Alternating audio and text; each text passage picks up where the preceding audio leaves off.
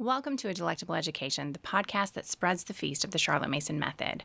I'm Emily Kaiser, and today's episode is part of our occasional series, Voices from the Conference. As you probably know by now, we at A Delectable Education host a virtual conference in February of each year, hopefully bringing some inspiration and encouragement to what is notoriously a dark stretch in the homeschooling year, at least for those of us in the Northern Hemisphere. A few years ago, a worldwide pandemic forced us to move to the online format, and we discovered some benefits we wouldn't have otherwise. Not only are Charlotte Mason educators from all over the world able to join us due to the virtual platform, so many have personally written to share how they wouldn't ever be able to get away for a conference or retreat except online. We are so grateful to have the opportunity to pour into the broader Charlotte Mason community in this way. However, we know that many are still not able to participate, and even those who do always long for something more, and that brings us to the Voices from the Conference series. We use these episodes to highlight one of the speakers or ideas that came out in last year's conference. We hope you enjoy this little taste of conference and getting to know one of the speakers. We would love to have you join us at the next ADE at Home conference in February. This episode is brought to you by Latte Iyama. At Latte Iyama, we nurture atmosphere via online classes once we acquire Spanish language as a discipline and a life. Find out more at latteiyama.org. Today, we will be sharing with you Morgan Connor's talk from last year on reading Charlotte Mason's volumes. Enjoy.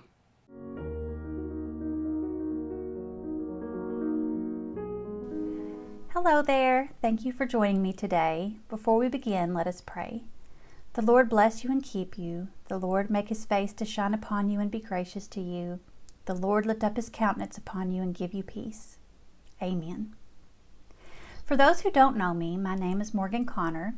I have 5 girls, ages 11 to 19. I am a former speech pathologist and have had the joy of homeschooling my girls for 13 years now. We have been a Charlotte Mason family for the last 8 of those 13 years. At the beginning of our homeschool journey, I looked into all the different philosophies. I remember reading about Charlotte Mason, but I just couldn't figure out how to put it all together, how to implement it in our home. Between my oldest's kindergarten and 4th grade year, we tried, I think, 4 different curriculums. Nothing seemed to fit, nothing flowed well, nothing looked how I imagined our school and life would look like. We were having a particularly bad year in 2016, and I was really close to throwing in the towel.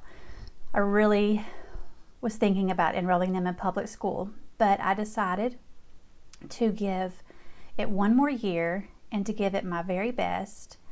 And I began to ponder, if I just have to do this for one more year, what would I want to do? What have I always wanted to try and have not been brave enough to try? And it was Charlotte Mason. And so I decided that I was going to give Charlotte Mason my all. And I began to scour the web for information to put together a plan. And I came across a new podcast called A Delectable Education, and it changed my life. I listened to all the episodes that they had available at the time and began to slowly change things in our home. But the biggest thing that helped me in my homeschool journey, in my Charlotte Mason journey, was that ADE always pointed back to Charlotte Mason's own words. It wasn't their opinion, it was, what did Charlotte Mason say about this? And I began to be inspired to look at Charlotte Mason's words myself, and I began to read Volume 1. I was so inspired that I began to research topics for myself. I'll talk a little bit more about this later, but the first big research project that I did was about the volumes. And since then, I've spoken about many other topics, written about many other things, but reading Charlotte Mason's volumes has always been, and I think will forever be, something that I feel very passionately about. Before we get into details about the volumes, I want to start with a short overview about how the Charlotte Mason method came to be. So Charlotte Mason was born in 1842 in England. From a very young age, she knew she wanted to be a teacher, And her dream came true at age 19, and she taught at a church school for several years. Later, she became an instructor at a teacher training school. And then in 1880, she wrote her first geography book, and I'm sure many of you have that on your shelves at home right now. She went on to write more, of course. But in 1885, her church asked for her help to raise money.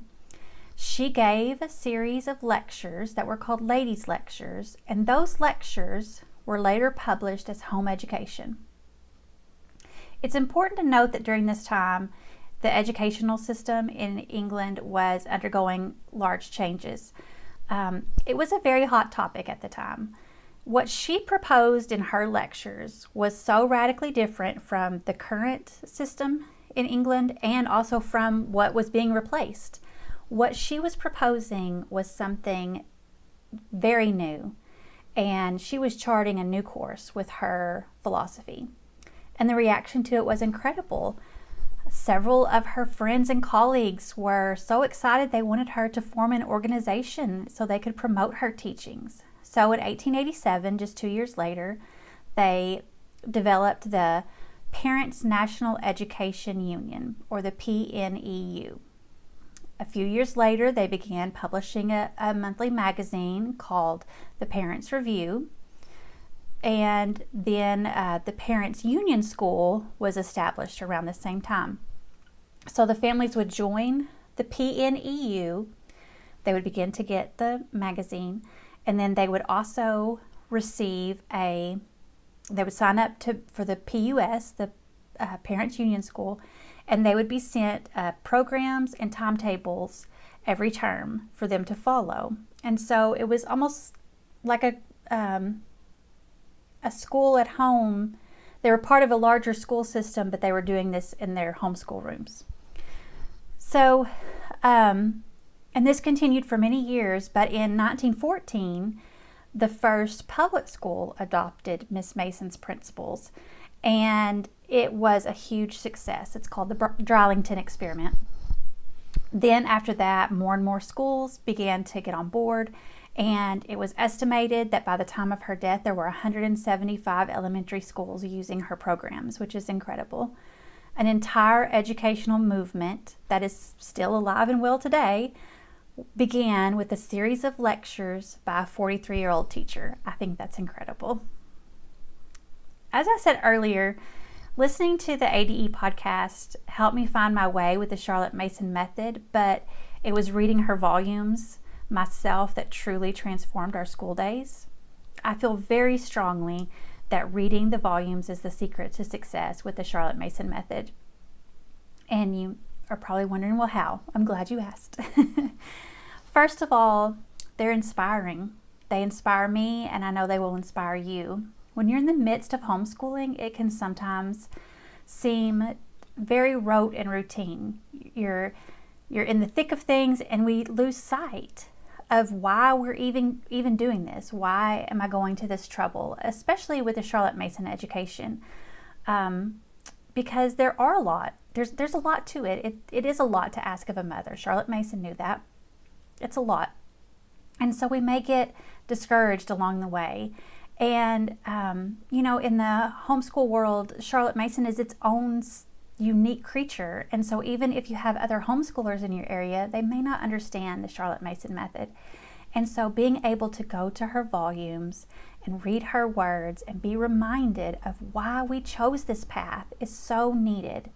So I know that for me, there have been many times when I have been discouraged, and the volumes have been such a balm to my weary soul. And I know they will be to yours also.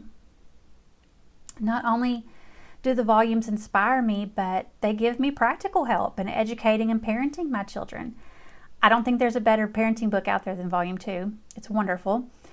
And Volumes 1, 3, and 6 all give us the details on the subjects in the feast. Volume 6 has the synopsis in there that gives us all sorts of wonderful details about her 20 principles. So, and I find it interesting that when Charlotte Mason's method was being introduced to public schools, the PNEU sent Miss Steinthals, to help the teachers. She told Miss Mason that a lifeless, dull class was making progress due to their teacher drinking in your books and principles. The volumes were what made a difference to that classroom, to that teacher, and I know that they will do the same for you. Another reason why I think the volumes are the secret to success is because they keep me balanced. I love that she provided us both principles and practices, but sometimes I don't get the balance right. And this is not a new problem. Miss Wicks wrote that, in fact, some people who have seized this or that part of her teaching, not knowing whose it was, and have let it run away with them, have lost the balance and saneness which marks Miss Mason's teaching all through. I need the volumes to remind me of the overarching principle behind my day today when I have fallen into just checking boxes, and we are all guilty of that. I also need a kick in the pants when I am failing to spread the feast adequately and I'm just letting my kids be, born persons, letting them do their own thing. So it is so important to have that balance. Miss Wicks went on to say, "It is such a temptation to us ordinary folks to emphasize some part at the expense of the rest and so turn a strength into a weakness. There is only one way to avoid this danger. That is constantly to read and reread Miss Mason's books, constantly to remind ourselves of her first principles." Amen. Reading the volumes helps me because it allows me to think for myself. It's just such a blessing that we have the resources today, like the ADE podcast and others, blogs, magazines. But at the end of the day, I am the one that's responsible for my girls' education. I am the one that is at that table having to decide what to do next, what to do when it's not working out. I can't just call someone and troubleshoot right in the moment. We can't always ask for help, and I think sometimes we don't need to. We have help readily available. This was a problem in Miss Mason's day as well. Miss Parrish recalls the following story. "One of Miss Mason's principles is that method rather than system should be our way to our end. Accordingly, there was a great elasticity about the conduct of the college. Perhaps this principle was specially evident during criticism lessons on Thursday mornings when Miss Mason would criticize a student for doing what was, apparently, precisely the thing another student had been criticized for not doing the previous Thursday, thus reducing us to despair. For what were we to do? And when we asked for the precise recipe, we were told to mix it with brains." Essex Chumley wrote an entire article about this called Recipe versus Thought. Many, like those students, wanted a recipe to follow when they had questions, but Chumley reminded them that Miss Mason left no recipes behind her. She said, "It is a very much harder task to recollect and apply a principle than to follow a precept, hence all the recipe activity in the world. But we are all born persons, and the power to think is there in each of us if we will but use it. To be a member, a living part of a living organism, implies and entails the duty of careful thought. Members of the PNEU are fortunate in possessing Miss Mason's book by which to attempt the answering of their own questions and by which to test their answers. Here can be found a clear exposition of those laws of mind, those central truths upon which all PNEU method must be based. Here again can be found sage advice. It is the part of every member to seek and find in his own mind the best means of applying those principles, that advice, to new occasions and to particular instances." We may not be part of an official PNEU, but I think these words are just as true for us today. We have her books, and we can attempt to answer those questions ourselves. Another reason I love the volumes is because they keep me from getting distracted from what's most important. I'm not on social media anymore much, but I remember those days when a new shiny product would come out, everyone was promoting it, singing its praises, and you were sure that it was going to be the solution to all your homeschool problems. And it's so tempting to click buy now. But when I am reading those volumes, I am reminded of what I truly need in my homeschool, what truly matters, and it helps me to keep my focus so much better. Miss Mason also lets her faith shine through all of her volumes. She reminds me of what's most important. She constantly points us back to our Heavenly Father and reminds us of what our ultimate goal in education should be, the knowledge of God. It's not our children's achievements. It's not how much knowledge they have. She makes sure when we are reading her words, she makes sure to keep our focus where it should be. I want to read this quote from a mother from In Memoriam. Others will write of Miss Mason's work from the point of view of the trained teacher. But how much greater is the debt of the mother who, without any training at all, could teach her children through the method that Miss Mason has worked out. It was she who made the impossible possible, who showed us term by term what books to use and how to use them, who taught us to take the children straight to the fountainhead and let them learn from the books themselves. It was she who realized what home education might become, who changed the whole atmosphere of the home schoolroom, who inspired us for our work and gave us the power to carry it out, a pioneer who blazed the trail that many of us followed with keen enjoyment and grateful hearts. What a blessing that we still have Miss Mason with us, inspiring and teaching us, showing us how to do the impossible. Why wouldn't we want to grab a hold of these resources that we have right at our fingertips and utilize them to the best of our ability? Now that I have convinced you of the importance of reading the volumes yourself, you may wonder where to begin. There are 6 of them after all. I mentioned earlier that my first big Charlotte Mason research project was about the volumes. I published 2 articles on Charlotte Mason poetry. The first was called The Truth About Volume 6, and the second was called The Reception of Volume 6. And the purpose of those articles was to answer the question, what order should I read the volumes? I wrote it 7 years ago now, I believe, when I was fairly new to Charlotte Mason. Since I have published those, I have grown in my understanding of Charlotte Mason, but my answer to the question remains the same. Begin with Volume 1 and read through each in order, no matter the age of the child. Why? I'm glad you asked. First, Volume 1 lays the foundation for everything else. Elsie Kitching said that home education contains in essence all that Miss Mason developed in her further writings and activities. She went on to explain that in Part 1, we get the child's estate, a belief in which led to what has been called the Children's Magna Carta, the Parents' Union School. This belief also runs through every detail of the work set up in the programs. She says, Part 2 takes up out-of-door life, and this has led to the awakening of the world to the bliss of nature study, a subject now learned in most schools. Part 5 deals with lessons worked out later and more fully in school education. Part 6 deals with the moral and spiritual powers of a child. This was worked out later in detail in ourselves, while in Parents and Children we get moral training from the parent's point of view. So everything that comes later in the volumes and all of her writings and all of her work, it all has a foundation built on home education.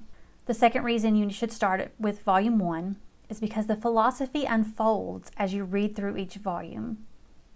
Elsie Kitching again wrote about this in 1952.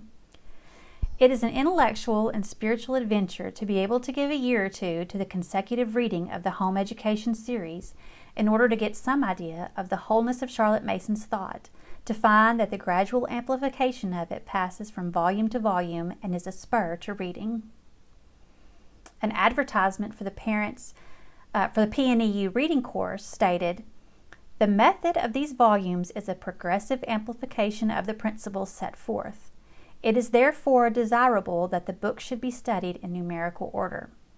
Now, for example, I'll give an example of this. In Volume 1, Miss Mason opens parents up to the idea that they are the most influential teacher their child will have. Volume 2, which is called Parents and Children, expands upon this idea throughout the entire volume. She makes a wonderful case for parents being involved in their children's education. And not just their education, their spiritual education, intellectual, spiritual, physical, all of it. Volume 3, the very first few chapters are all about authority in the school and in the home. Volume 4 equips parents by means of a book for children that affirms these teachings. Volume 5 provides us with practical examples. And then Volume 6 pulls it all together with tying it in with the synopsis or the 20 principles and more. So there is a thread of thought that goes throughout, and it unfolds as you read them. And the third reason that you should begin with Volume 1 and go in numerical order is that each volume assumes that you have the knowledge contained in the previous books, even her last volume, Towards a Philosophy of Education. She explains this herself in the introduction to Volume 6. She says this theory has already been set forth in volumes published at intervals during the last 35 years, so I shall indicate here only a few salient points which seem to me to differ from general theory and practice. The few salient points of the volumes is evident when we think about natural history. In Volume 1, Miss Mason provides 50 pages of the out-of-door life, and then she discusses natural history as a school subject in about 7 pages. In Volume 3, she only devotes 2.5 pages to this topic, and in Volume 6, it's covered in 4.5 pages. Volumes 3 and 6 do not attempt to restate all that had been covered in Volume 1. Readers were assumed to have the knowledge, and Volumes 3 and 6 simply act as a summary and adds on more relevant information or clarifies some things. So now that we've discussed what order to read them in, I want to go briefly through each volume one by one and give you a little insight into what to expect from each one. I've already talked about the importance of Home Education, Volume 1, that is the foundation of her other works. But what can you expect in the pages of Home Education? Well, she begins the book by making a case for why children deserve a better method of education and how the Gospels show us a better way to educate and treat children. She's also rallying mothers to their duty. It's a very inspiring in the beginning. She makes you want to do better. And, I think it's important to note that this was Victorian England, and so she's making some radical statements here, but ones that were based and are based in the truth of God's Word. Volume 1 and Volumes 3 and 6 are the books that the PNEU recommended to parents and teachers so they could understand Miss Mason's method of teaching no matter the age. So on the programs that were sent to parents who signed up for the Parents Union School, there was a note on there that said, for method of teaching, see Volumes 1, 3, and 6, depending on when they were published. The ones that were published early would only say Volumes 1. Later, they'd say 1 and 3, and then after her death, they would say 1, 3, and 6. So it has a lot of practical help on how to teach the subjects. Like I mentioned before, we get the most comprehensive treatment of the topics of habit, training, and out-of-door life. There's 72 pages on habits, and like I said, 50 pages on out-of-door life, and no other volume covers them so extensively. We also get a very important introduction to man's soul, which plays a very important role in Volume 4 in ourselves, and she introduces us to this idea of the will, and it's just very foundational for all that comes next for the volumes. Let's move on to Volume 2, Parents and Children. It contains what I think is my favorite chapter in all of Miss Mason's writings, Chapter 25, called The Great Recognition Required of Parents. I think I quote it in my writing more than any other thing in her volumes. It's just that good. I mean, anytime I have a problem, I'm discouraged, I go read that chapter and I'm reminded of why God has called me to this vocation. On first glance, you might think that Volume 2 is less practical than Volume 1 because there aren't any details about how to teach subjects, but it is just as helpful and so inspiring. As I said before, I think this is maybe the best parenting book out there. It never fails to bring up in me, to raise up my spirits, to rally me, wake me up to my duty that God has given me towards my children. And it inspires me to do my best. It's just wonderful. This volume is comprised of Parents Review articles that had been published earlier for the magazine and that she curated and put together herself in 1896. She says that she published it to give an example or a suggestion here and there as to how such and such a habit may be formed, such and such a formative idea may be implanted and fostered. During my research on Miss Mason's volumes, I came across this interesting quote that shows how important this volume is to the whole of the philosophy. This goes back to that idea of balance. It is found that even where teachers have read only home education and school education, this idea that teachers only need the programs to succeed still persists, and therefore it has been urged that parents and children should be read as well as offering a more detailed study of the principles behind the practice than the other two volumes, and so making the theory in these two more evident. So a very important piece of work. Volume 3. Mason published her third volume, School Education, in 1904. Like Volume 2, it was comprised primarily of articles from the Parents Review. There are also some conference papers included in there. She went back and handpicked her best writings from the previous 7 years and arranged them in just the right order. School Education is full of big ideas. She talks about masterly inactivity, the science of relations, and the 3 educational tools. She also discusses authority and docility in the beginning, and it's wonderful chapters there. And then she saved the last few chapters for the actual implementing of her method, which I think is amusing that, it's same as in home education, the lessons part is at the end, and that's the same in school education. The lessons come at the end. You would think that would be, the lead, but she had a very good reason for this. She says, I have left the consideration of a curriculum, which is practically the subject of this volume, till the final chapters, because a curriculum is not an independent product, but is linked to much else by chains of cause and consequence. Volume 4, Ourselves, like the others, began in the Parents Review in 1901 and was published in 1905. Miss Mason recognized that children needed some moral training and couldn't find a suitable book, so she wrote one herself. It was later published as 2 books, Book 1 for those under 16, Book 2 for those over 16. On the programs, it was studied as part of citizenship beginning in Form 3. She says in the preface, the point of view taken in this volume is that all beautiful and noble possibilities are present in everyone, but that each person is subject to assault and hindrance in various ways, of which we should be aware in order that he may watch and pray.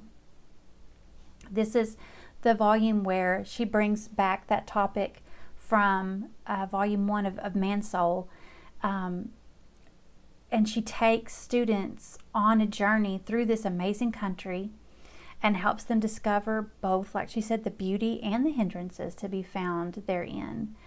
And then Book 2, she utilizes examples from their literature and Bible readings to expand on these joys and pitfalls in man's soul.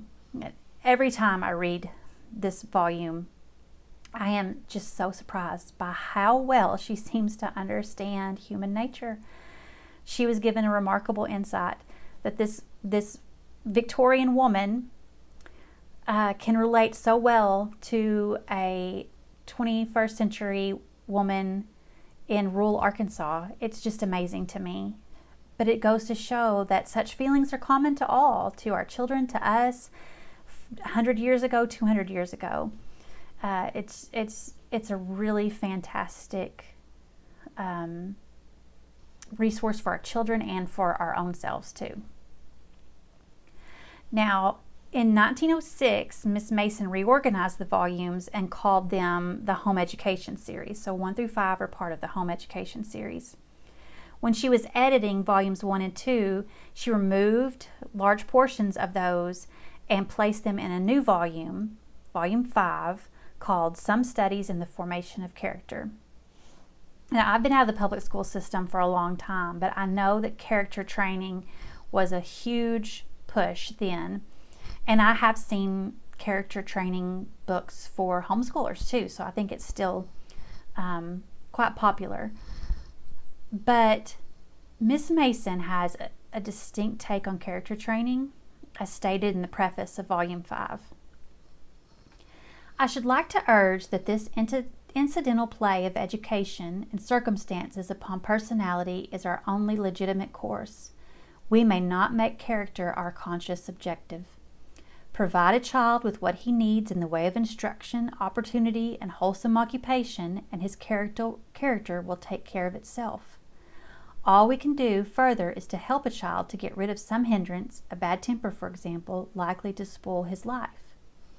She goes on to remind us indirectly of principles 4 and 5 that we are limited by the respect due to the personality of children.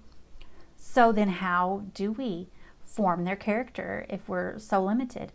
Well, that's what the volume is all about. In part 1, she discusses, or she has multiple fictional scenarios, but they're true to life, with suggestions of what to do, temper tantrums or lying, those sorts of things, and sometimes what not to do for it. Part 4, she utilizes literary characters and works to demonstrate the formation of character and how it relates to her philosophy. So, and I also just want to say real quick, I just recently reread part 3 of this book. Now that I have read them all, I skip around a lot. And I had forgotten how helpful that section is. And so even when you've read the volumes before, that's why you just read them and reread them, because you find help in there that you didn't notice the first time. My children are older now, and it just hit me different than it did the first time I read it, I guess. So now we get to Volume 6. Almost 20 years passed between the publication of Volume 5 and 6, and Volume 1 and 6 span over 35 years of time. So much happened between those time periods, but when she finished Volume 6, her writings from the beginning to the end were so consistent. And as Elsie Kitching said, there is a thread of thought that you can trace through all of them, and it's remarkable how consistent. She finished an essay towards a philosophy of education in October of 1921, but it wasn't published until 2 years after her death. So it was published in 1925. The Parents' Review stated that the last volume is a final summary of theory and practice. It consists of 2 books. Book 1, they're together, but Book 1 contains an expanded version of her synopsis. So she took those 20 principles, the synopsis, that she first wrote those in 1904, but she took those and expanded on them and did more explanation. And it's really an incredible resource when you're studying the 20 principles to just read through her writing on that. She knew it was going to be a great resource, and it was. Book 2, or it is, I should say.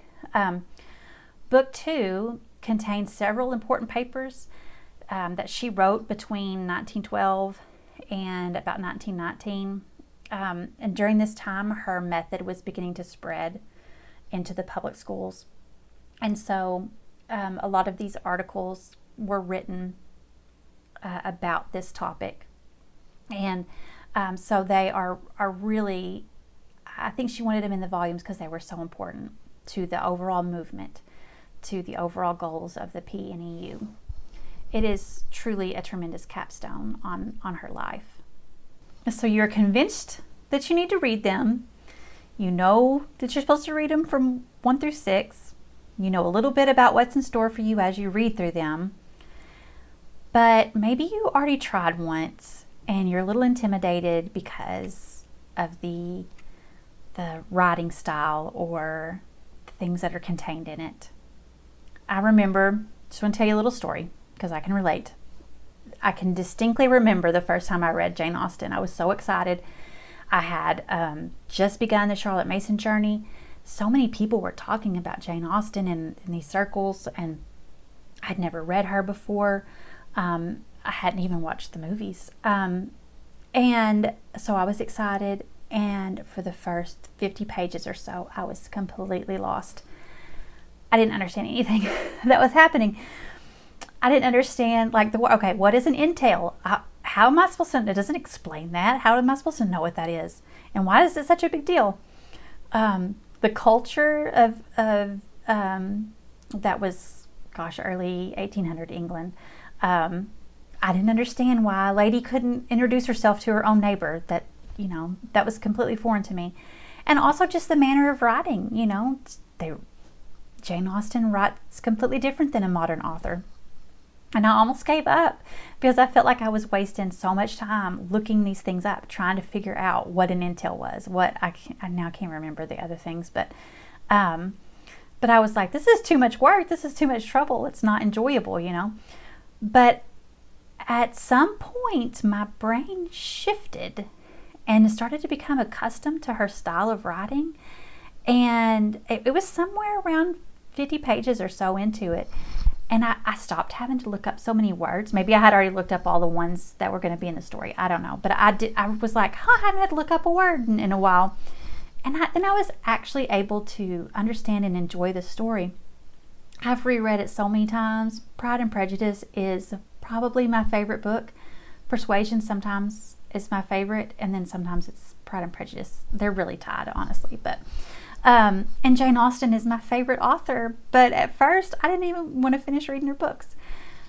I have found that something similar happens when reading Charlotte Mason.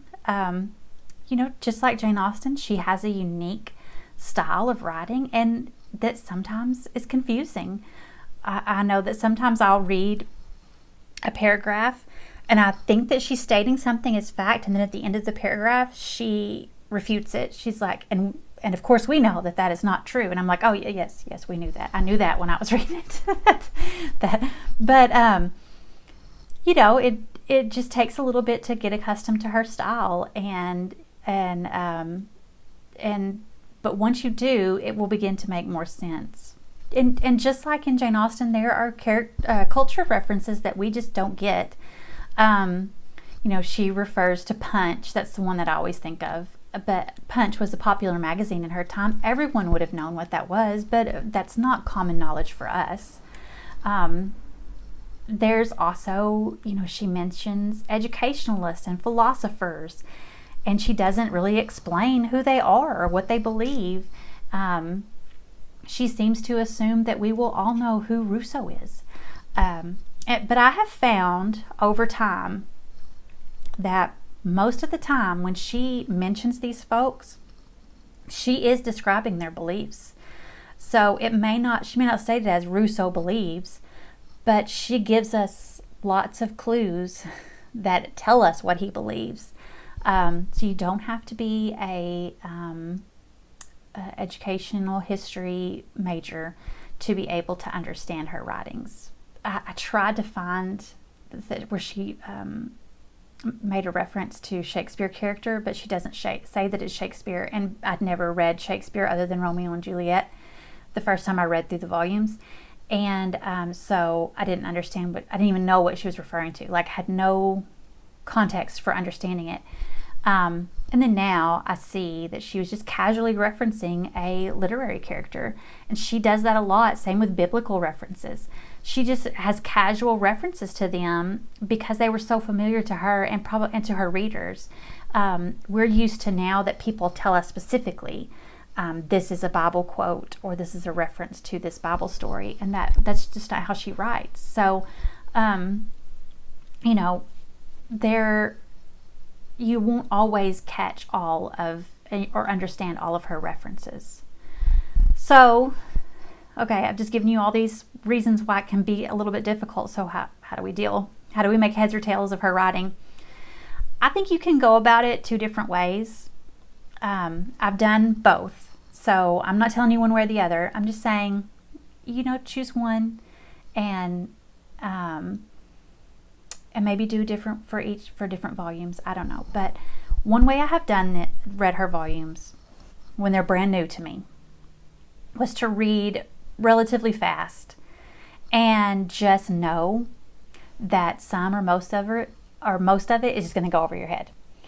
Only look up the stuff that you truly have to know because the whole chapter doesn't make sense unless you know what this word means.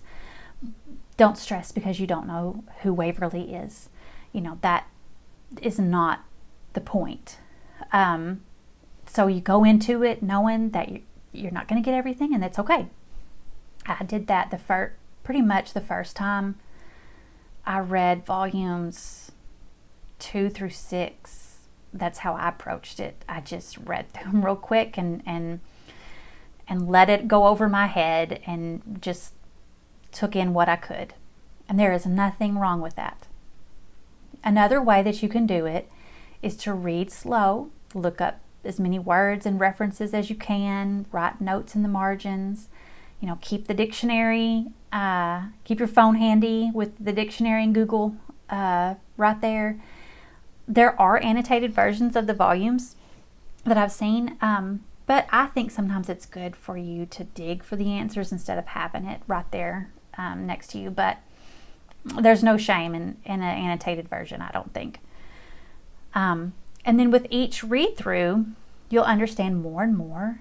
And so just like with Jane Austen, so I've been 8 years, so it's probably been 8 years since I read Jane Austen. I've since read some nonfiction about Victorian.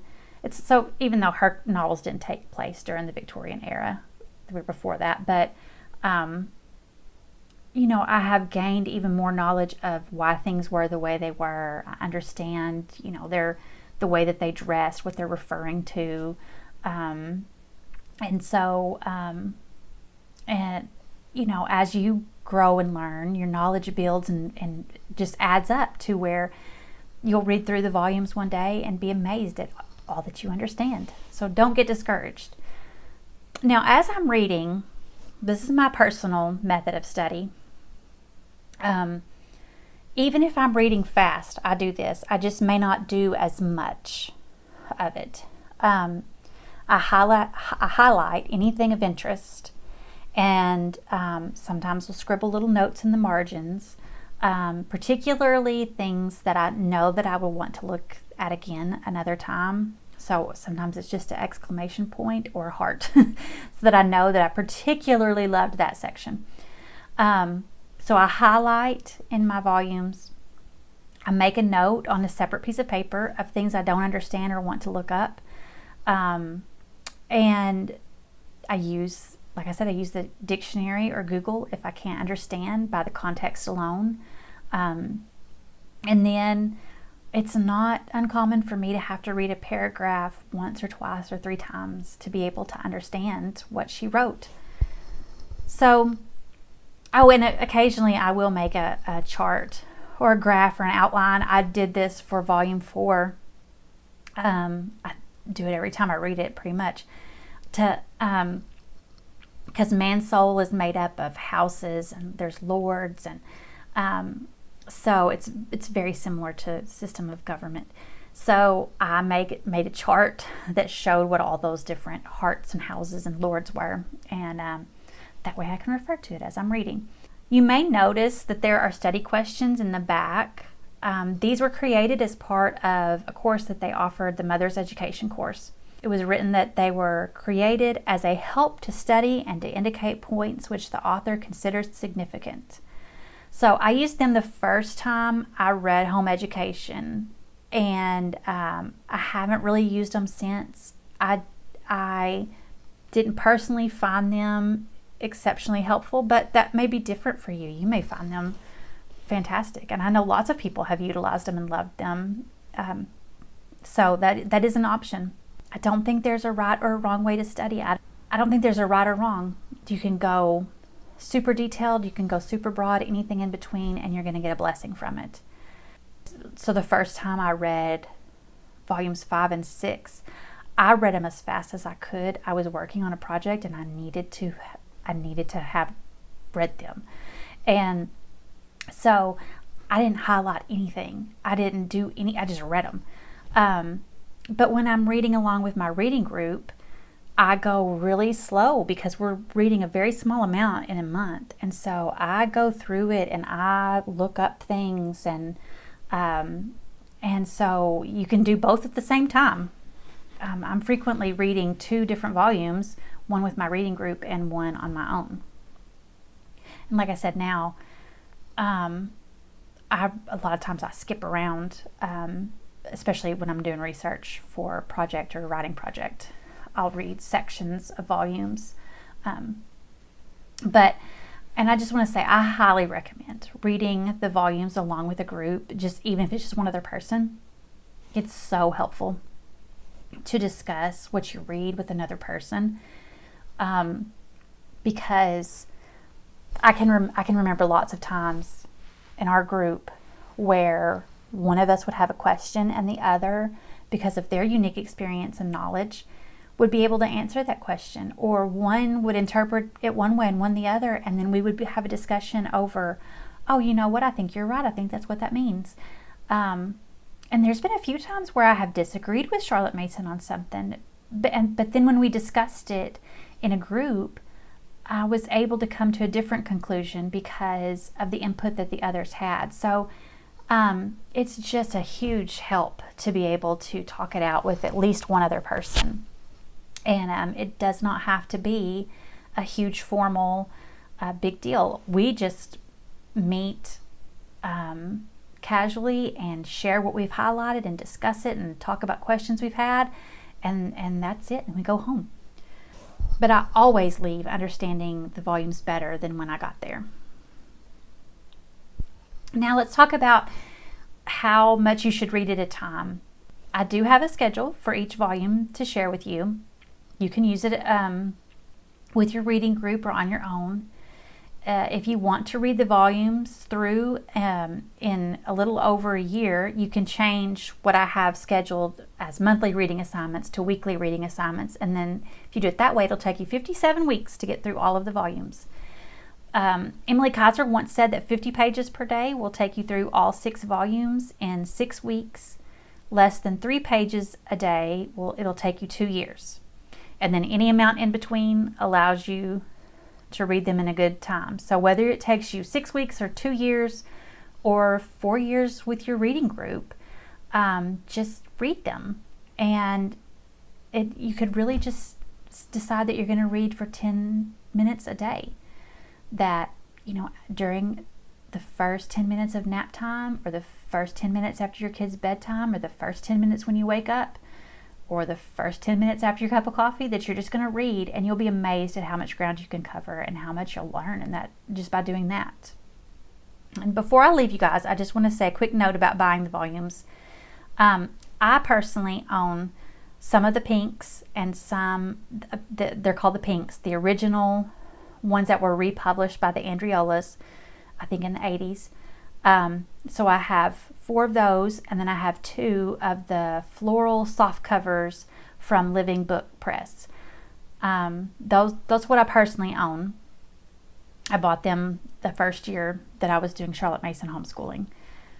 I have seen the Simply Charlotte Mason Study Edition, and they're beautiful. They're got a large font. They have wide margins, so they really are good for studying. I can see how that would be. I have glanced over the annotated version from CM Plenary.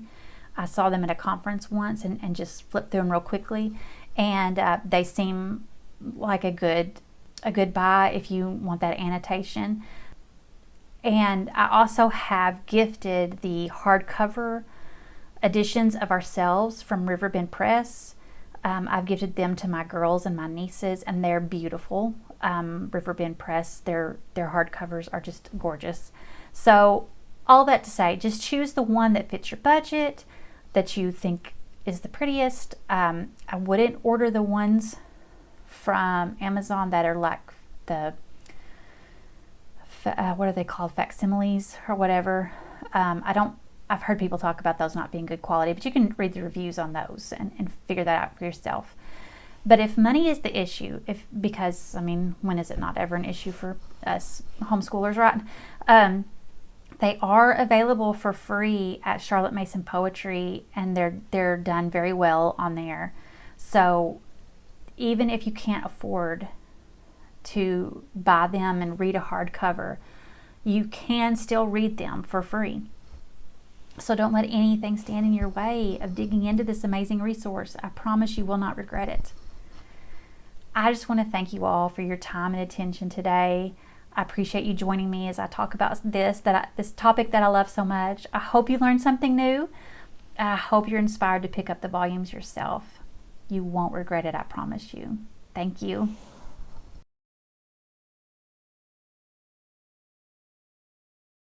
Feeling the need for fresh inspiration in your homeschool?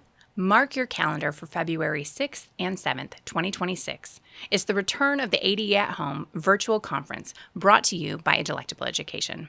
This 2-day online event is packed with practical sessions rooted in the Charlotte Mason philosophy, designed to equip, encourage, and re-energize you, the homeschool teacher. Whether you're just beginning your Charlotte Mason journey or looking to deepen your understanding, you'll get expert training from Emily, Liz, and Nicole, as well as dozens of experienced Charlotte Mason teachers, plus access to live meetups and Q&A, as well as opportunities for robust online community engagement. Can't make it live? No worries. Every session is recorded for you to watch at your own pace for 3 months after the live conference ends. Don't miss this opportunity to be equipped and encouraged. Register now at adelectableeducation.com and bring the feast home. We'll see you there. If you benefited from this conversation, please like and subscribe. We hope our discussion serves to equip and encourage you as we seek to explain the Charlotte Mason method. You can find the show notes in the video description or by visiting adelectableeducation.com/episodes. There, you'll find the links and quotes we mentioned in today's episode. We are so grateful for our loyal Patreon supporters who help make this show possible. If you'd like to partner with us in our work here at A Delectable Education, you can join our Patreon community and receive exclusive and early content as our thank you for your monthly support. Find out more at patreon.com/adelectableeducation. Thank you for joining us today. We'll see you next time.